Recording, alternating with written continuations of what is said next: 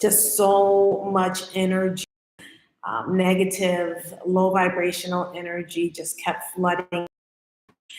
And I ended up making it into a soup. That's not the way that I want to go. So last minute, I eat today. I have receipts. I have times. I have dates. I have times. I have dates. And more importantly, Facebook is. Okay. Um, just give me a shout out so that I know that you're here. Anything would be great. All likes, shares, comments are appreciated because that helps with the algorithm to get the story out there. Okay, hold on. I'm really, really super nervous. Hold on. Dashboard, that's what I want. There we go.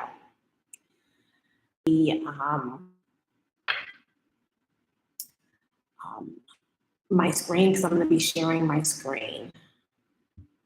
Let me see. Okay, I got to be in the other thing to share the screen. Okay, so this is a story of what happened to me in Puerto Rico. And I want to give a disclaimer that this is not indicative of what Puerto Rico is. This is not condemnation on the Puerto Rican people. They have a very beautiful island, very beautiful culture and history. This is my culture and history. This is my experience. This is my 5th time going to Puerto Rico. Other times were visits. This time it was a visit. It wasn't like vacation into that, but it turned into a more long-term situation. Okay, and so I don't want people to use this as an opportunity to speak down about the situation with a very specific group of people. So according to the UN's Office on Drugs and Crime, the definition of organized crime is a continuing criminal enterprise that rationally, works to benefit, to profit from illicit activities that are often in great demand. Hey, Ladybug, welcome. Officials and the use of intimidation, threats, or force to protect its operations. This is what I was a victim of in Puerto Rico. I was a victim of organized crime based upon a housing situation. For people who don't know me, my name is Randa. I'm a mother of 3, a grandmother of 2. I am an educator. I have been in education close to 30 years, 28 years. I have a company, Little Pearl Education Group. I have a traditional education division working on projects for K through 12. I also have a spiritual division where I work with families, writer.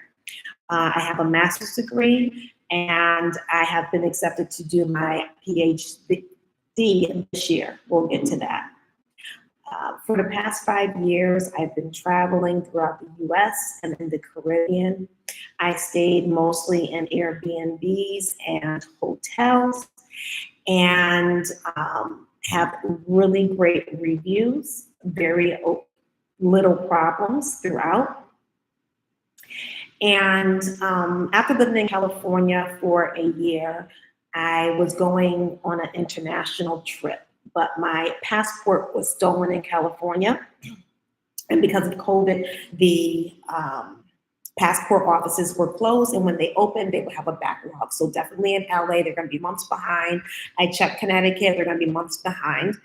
And so I said, okay, I'll wait this out in Puerto Rico. In Puerto Rico, I was living in a hotel. And that was over $2,000 a month. I traveled the island. I ate out because it's a hotel. I had healthy foods. I lived in the college area.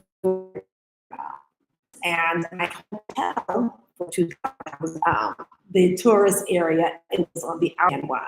So I would Uber in San Juan. So I would Uber into the tourist areas. I would meet people. People would come to Puerto Rico. They would come see me. They would come see me. And we would have outings and stuff like that. I shopped. I bought clothes. I actually had my flight for June 14th, 2021, and for my international trip. And because of COVID, the government closed the doors, and they weren't accepting any more flights into their country. I had to stay in Puerto Rico even longer. So I said to myself, well, I hadn't had an apartment in a while, in a few years. So I said, you know what, I better get a spot. And there's various types of housing in Puerto Rico. There's, of course, luxury housing and, all the way down to, barely standing housing. So, I went on the hunt, but because so many people from the mainland was coming into Puerto Rico, I'd rather do it in Puerto Rico than in New York, than Minnesota, here in a positive way. People were quasi market, whether it's for sale, for rent, then it was time, right? And so I ended up finally getting this apartment, and this apartment was in Yankee lived in. So this was a lot of people within Puerto Rico would try to warn me this is not a great neighborhood, but people say that about neighborhoods in the U.S. that I have no problems with, right? Because I typically mind my business and I help people. So I typically don't have problems in said types of neighborhoods, right? And of the local education group, being from a working class background. And so I'm going to show pictures, see the pictures, only Facebook. Okay, hold on, let me share my screen. I gotta get back to the main screen.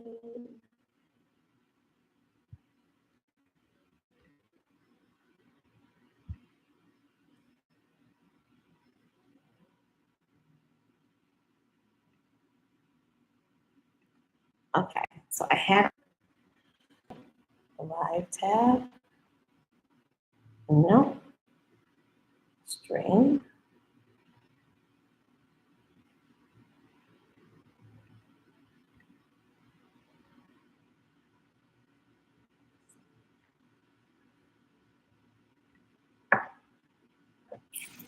Oh my gosh.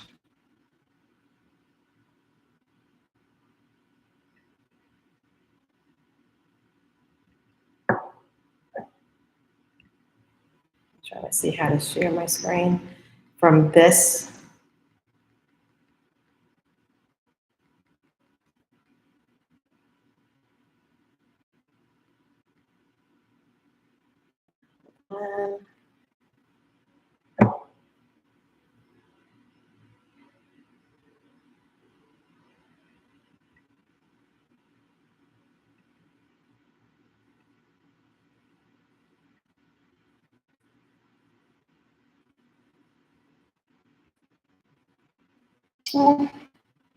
I can't share my screen. All right, so I'm just gonna have to do that later.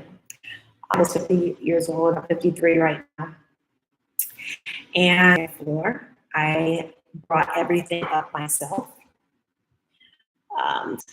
I had bottles of oil. So I brought a lot, not to mention the clothes, like, a lot. I had accumulated a lot of stuff because I lived in the hotel for 3 months. So I had accumulated a lot of stuff.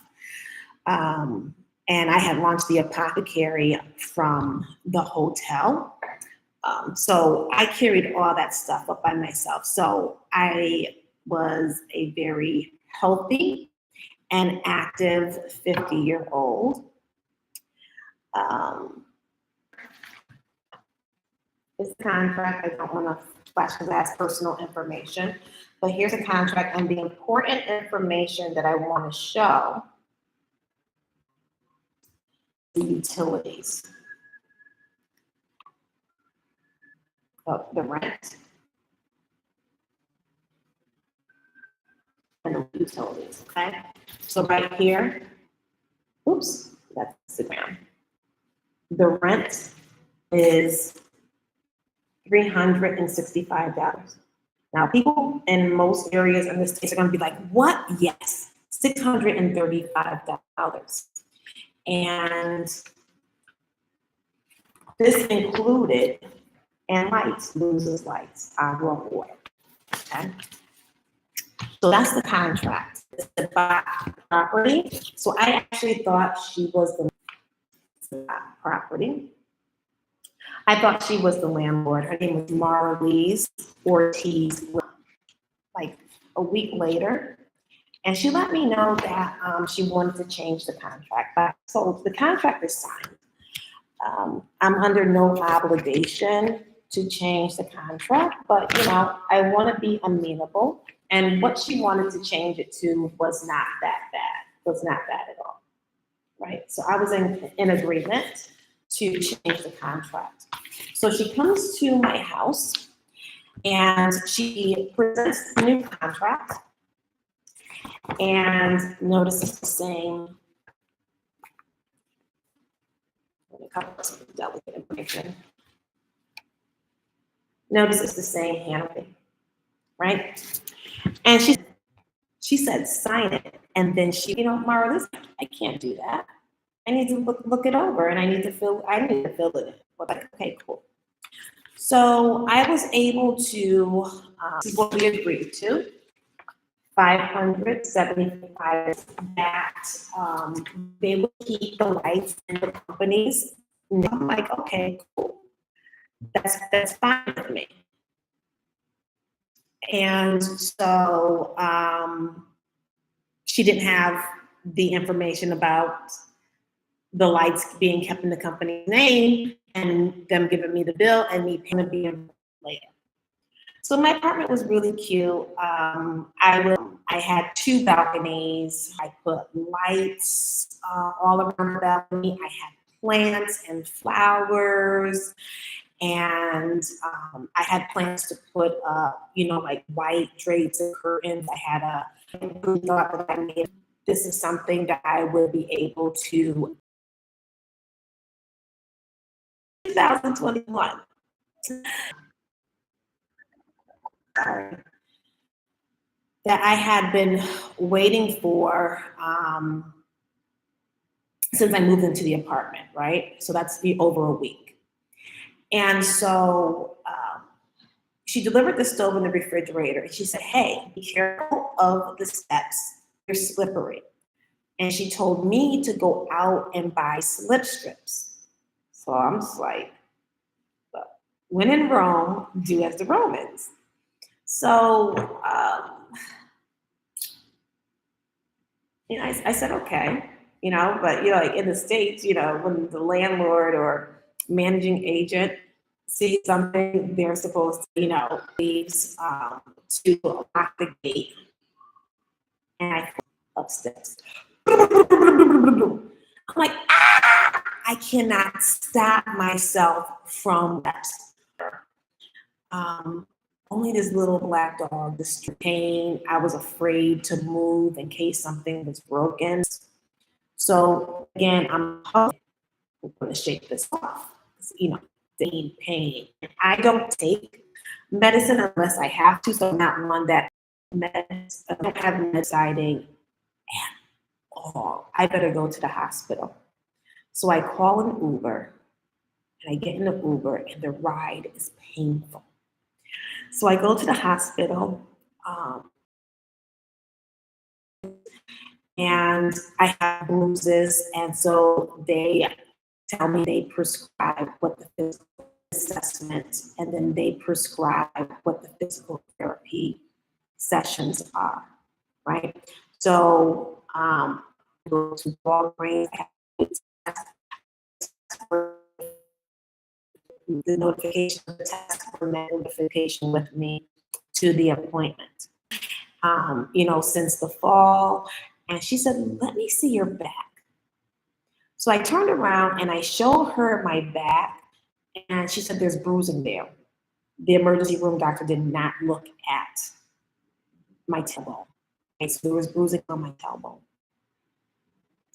So, and for another that's going to x-ray my lower lumbar.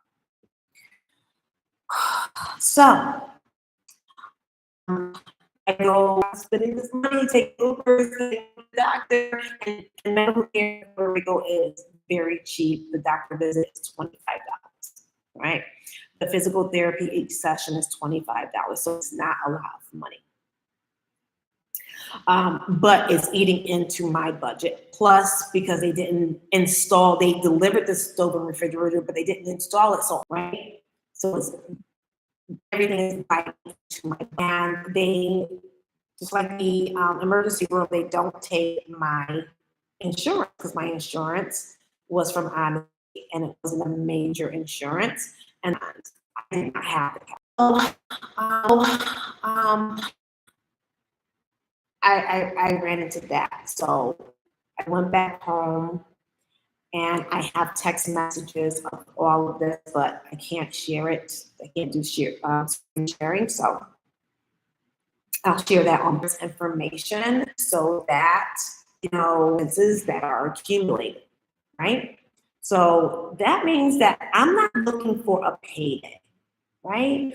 I'm there for a specific trip because I had business there, and paying over $2,000 a month compared to the $635. Do you know how much money I was marketing between California and Puerto Rico for marketing support?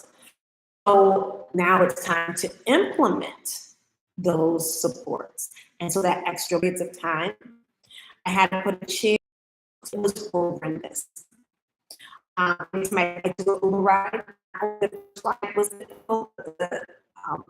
preceding rides were extremely painful. They had a filed claim, just made an incident report. And so I guess, I gave the information in order to, and so I was waiting for them to come through because the insurance should be able to pay for the rent. The insurance should be able, whatever it is that I'm missing from this accident, because I also am missing from this accident, because I also have receipt of where I went out and bought the slip strip. I still went out and bought the slip strips. I still went out and I bought them because I was not trying to fall down the steps again. And so they didn't reimburse me for the Uber. So I'm waiting for the insurance to,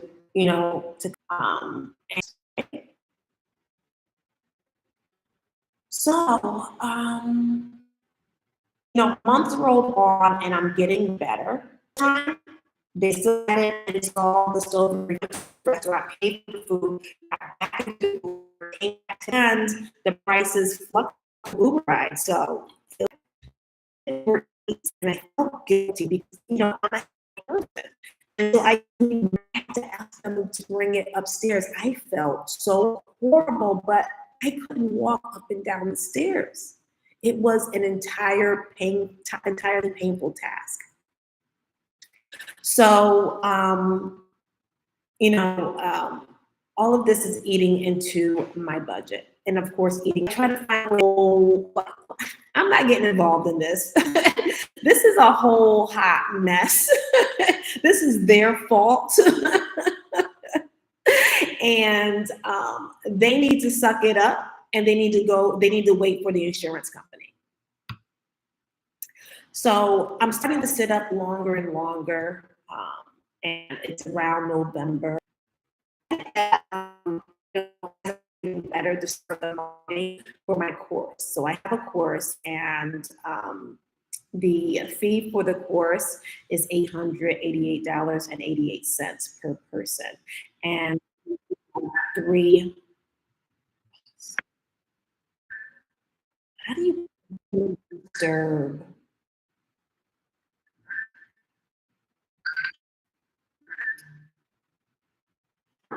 So, sorry about that.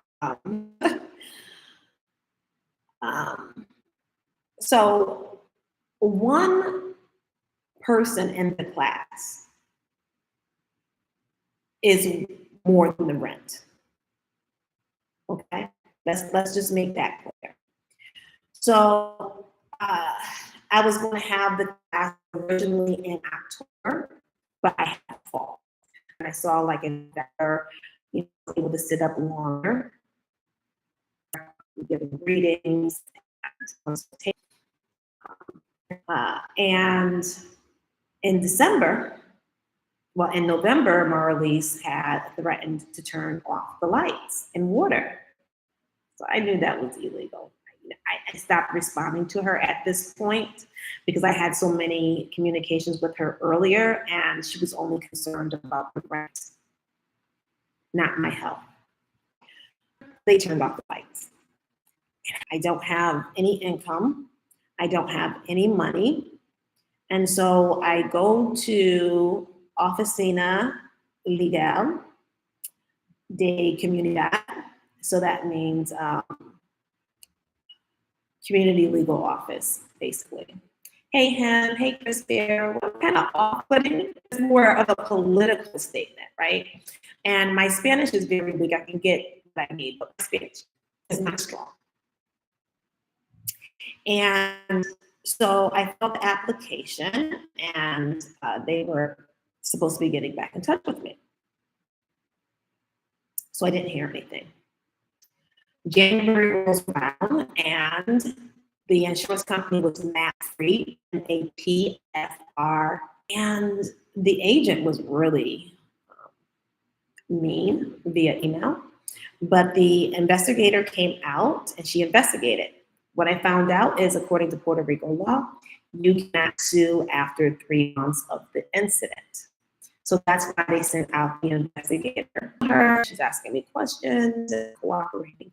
That same day, her name is Janu. She worked for the landlord and a tenant from paying rent. You have to pay your rent. I said, I fell at your neglect, right? And I have text messages. I sent text messages. She never got back to me. So at the end of January, beginning of February, I get a call. I answer it. And all the time I'm living without lights. I go to hotels and restaurants, and I work from, you're not actual patron of the hotel. They can kick you out. You could be in the middle of private consultation, which is embarrassing. So it was not ideal, but God willing, I made it work, right? And so I get a call, and her name is Deborah Camejo, and she says that she's a representative of the new owner. Now, according to Puerto Rico law, you're supposed to announce the sale of a home within 30 days before the sale. Okay, the house was sold, and I'm a representative of the new owner, and we're calling to introduce ourselves, and we're going to send you an information packet, and with payment, the real estate the management person, Marlise, who's up with what? So I told her the story. She said, well, this is a new owner. He has nothing. He should be able to pay the previous owner as well as the new owner, according to, she had my phone number. Of course, she has my address. thing. And I have communications of me reaching out to her. Hey, it's been over a week. I haven't received anything. Let me know, yada, yada, yada. And okay, fast forward March. That was February. March, they turn off the water. So now I don't have lights and I don't have water, okay? So my neighbor downstairs let me use her outside faucet that was on her patio. And so I would fill up buckets of water, and mind you, I'm still not physically well. I would fill up buckets of water, and then I started filling up jugs of water. And when I went to the bathroom, I would pour the bucket of water in the toilet. And to wash, I would heat up some hot water. I would put some of that hot water into a bucket of, cold water. And I would stand in the shower and I would take a cup, rinse myself, and wash that way. And then use the other part of the water to rinse, right? So that goes on for a while. So fast forward to my door. This is so ghetto. This is so ghetto. This is so ghetto. This is embarrassing. I'm embarrassed for them. This is their eviction notice. It says, attention Randa Johnson, letter to tenant for eviction. Date March 15th, 2022, to Randa Johnson. You are hereby notified to vacate the premises described in the address above within 5 days of the date of the delivery of this notice to you. Your lease was terminated when you failed to pay the current rent when due. And then it signs landlord administration. And look at this. There's no phone number. And who's this? Liquidators Warehouse. Warehouse is 2 words, LLC. Address, no phone number. That's not legal. So I look up Liquidators Warehouse LLC and I find that Gustavo Higuera is the managing agent, whatever his title is. So it doesn't have a human name attached to it, right? And so a few days later, I'm out working. I come back to the house. So I get a neighborhood guy to let me to break into it. So I had to pay him. And I have a picture of the lock, the broken lock. And so I get a call. And he was like, Randa Johnson. I said, yes. This is Gustavo Higuera. I said, I know who you are, sir. I know very well who you are. And I said, why did you lock me out of the house? He said, did you not receive the notice? I said, yes, I received the illegal eviction notice. I said, that is not a proper way to evict. And I said, I have reasons for not paying the rent. My income was like, and I haven't gone through this, my income virtually stopped, not only from the fall, but then once I was getting the ball rolling and not having lights, that put even more. I could not grow my company, right? I could not do my marketing scheme. The work that I did in the hotels, I could not run a course from a hotel lobby. And I'm not staying there, right? They have functions that are there.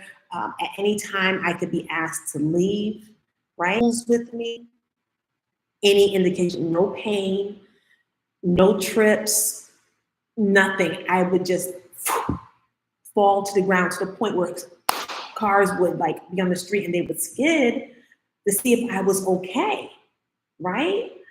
And I would get up, and this was very, very scary. The lockout was illegal, And it's also dangerous because you don't know whether I'm in the house or not. And I said, that's inappropriate. And so we had talked about the rent. He said, well, are you going to pay rent? I said, absolutely. I said, I have the insurance claim that's out. And I said, I also have this program called COVID Renta. And so they will pay your back rent. And so I had a patient. And so my phone died and the call got disconnected. So I got into the house. I was locked out again. I came home from working at a hotel. I gotta plug in my phone on my laptop.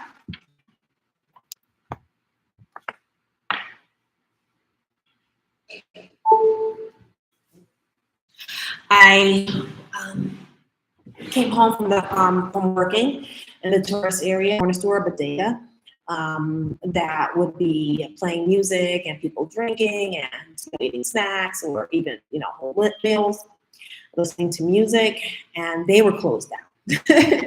And there were two people out. I had waved to them. I get to my door and I'm locked out again. A few minutes later, I took their car and the other one walked to their house. And I was like, can you help me get into my house? There's a lock on my door. I don't go into detail with people. And so the older gentleman went to his house and he got a crowbar or something. And the younger guy opened up the lock. And I saved these locks. So I got into the house. Fast forward. And I had walked my dog that morning. I was getting ready to go out. I went in the house, finished getting dressed, got my work materials together, was going out, and there was a lock on my gate. So now this time I am locked in the apartment. I mean, it's on the gate, so I can't get out. There's no other exit. I cannot get out. So I call 911. And they called the police and the fire department. Now, the guy who had broken the lock the first time, I had him install.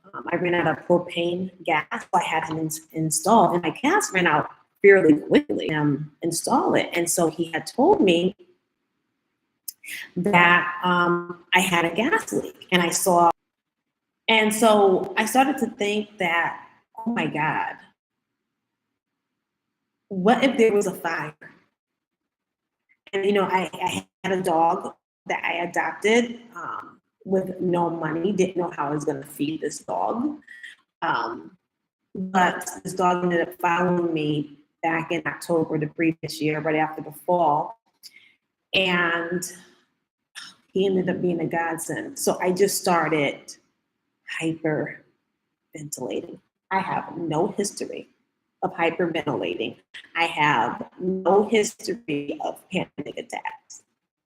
And so the operator actually ended up calling the ambulance as well.